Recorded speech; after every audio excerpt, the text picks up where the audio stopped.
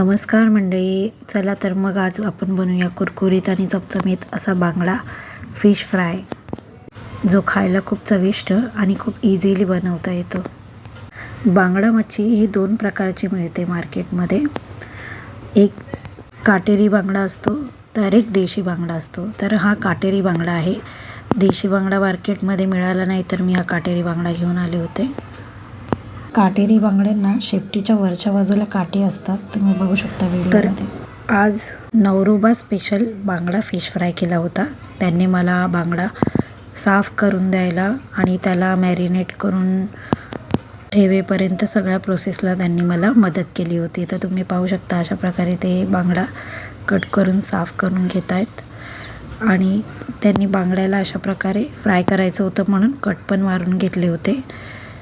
त्याचं डोकं वगैरे सगळं काढून त्यांनी त्याला व्यवस्थित प्रकारे साफ करून घेतलं होतं. आतमधली सगळी घाण त्यांनी काढून घेतली होती. बांगड्यावाल्या काकांनी साफ करून दिली नव्हती मच्छी, म्हणून मग त्यांनी मला ती साफ करून दिली होती. त्याला व्यवस्थित हळद, चटणी आणि मीठ लावून नंतर बांगडे असे 2-3 वेळा स्वच्छ धुवून घेतलेले आहेत. 2-3 वेळा त्याला स्वच्छ पाण्याने धुवून घ्यायचं आहे अशा प्रकारे. तर फिश फ्राय करायच्या आधीच हळद, लाल तिखट, मीठ आणि तांदळाचं पीठ तसंच हा रवा आधीच बाजूला काढून घेतला होता.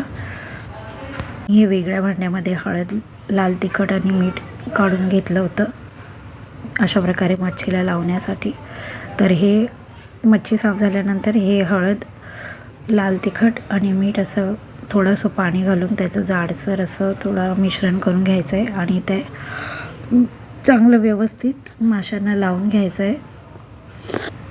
हे मिश्रण जास्त पातळही नाही करायचं आहे, अगदी थोडं मीडियम ठेवायचं आहे जेणेकरून ते व्यवस्थित माशाला लागेल. जास्त पाणी नाही घालायचं आहे त्याला, थोडंसं असं घट्ट जाडसर असं ते मिश्रण करायचं आहे. आणि अशा प्रकारे एक एक माशाला ते लावून घ्यायचं आहे. जिथे आपण कट पण लावले होते त्या कटमध्ये पण ही मसाला व्यवस्थित भरून घ्यायचा आहे आपल्याला.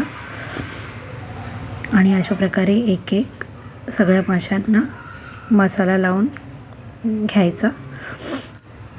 एका बाजूला आमच्या चिल्लर पार्टीचा खाण्याचा आणि मस्तीचा प्रोग्रामही चालू होता, तर दुसऱ्या ठिकाणी हा असा मासे बनवण्याचा प्रोग्राम चालू होता. संपूर्ण माशांना अशा प्रकारे हे सगळं मिश्रण लावून घ्यायचं आहे. जे मी मिश्रण घेतलं होतं हळद, लाल तिखट आणि मीठचं, ते डबल लागतं.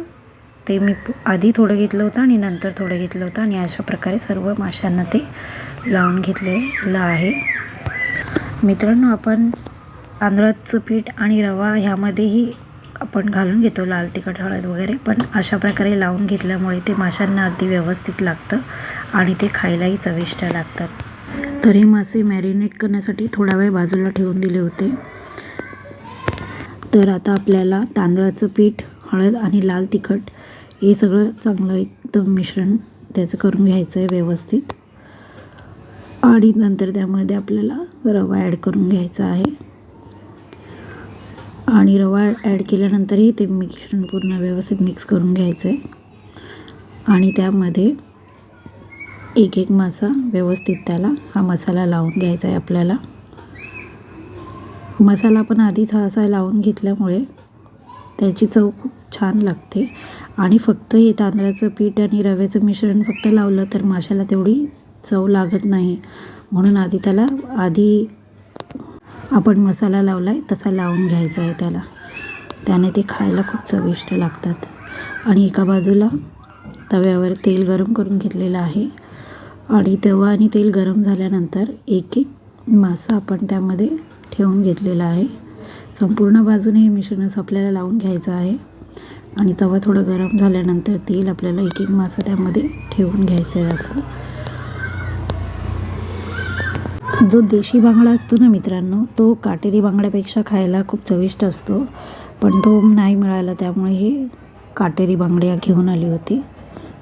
दोन्ही माशांमध्ये थोडासा चवीमध्ये फरक पडतो.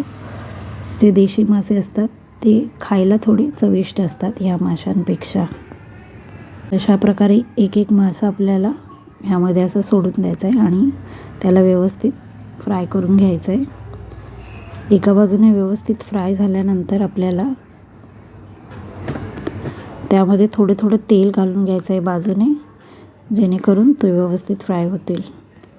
आपल्याला हे मासे लो टू मीडियम फ्लेमवरती शॅलो फ्राय करून घ्यायचे आहेत. हाय फ्लेमवरती करपून जाण्याची शक्यता असते, तसंच ते आतमधूनही शिजत नाहीत जास्त, म्हणून मीडियम फ्लेमवर आपल्याला ते व्यवस्थित दोन्ही बाजूने घ्यायचे आहेत भाजून. थोडीशी एक बाजूला शिजल्यानंतर मी पण त्याची बाजू पलटवून घेतलेली आहे. अशा प्रकारे तुम्ही बघू शकता. माशांना आपल्याला 2-3 वेळा असं अलटीपलटी करून व्यवस्थित त्याला फ्राय करून घ्यायचं आहे, जोपर्यंत ते पूर्ण फ्राय होत नाहीत. तसंच ह्या माशांना साईडच्या बाजूनेही आपल्याला उभं करून दोन्ही बाजूंनी त्याला व्यवस्थित फ्राय करून घ्यायचं आहे. त्यामुळे संपूर्ण मासे हे व्यवस्थित प्रकारे फ्राय होतात.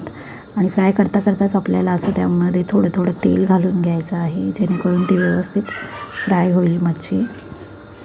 आणि तुम्ही बघू शकता अशा प्रकारे हे मासे आता पूर्णपणे फ्राय. अशा प्रकारे हे आपले मासे आता फ्राय झालेले आहेत संपूर्णपणे. तुम्ही बघू शकता त्याचा कलरही किती सुंदर दिसतोय आणि खायलाही तेवढे चविष्ट. हे मासे आपण भाकरी, चपाती, भात आणि आमटीबरोबर खाऊ शकतो, किंवा मच्छीचा रस्सा किंवा कालवण बनवलेलं असेल तर त्याबरोबरही खाऊ शकतो. तर अशा प्रकारे तयार झालेले आहेत आपले मासे बांगडा फिश फ्राय, कुरकुरीत आणि चमचमीत. तर मित्रांनो, नक्की अशा प्रकारची बांगडा फिश फ्रायची रेसिपी ट्राय करून बघा, तुम्हाला नक्की आवडेल. मित्रांनो, रेसिपी आवडल्यास लाईक, शेअर आणि कमेंट करायला विसरू नका. तसेच तुम्ही चॅनलवर नवीन असाल आणि सबस्क्राईब केलेलं नसेल तर नक्की सबस्क्राईब करायला विसरू नका. धन्यवाद.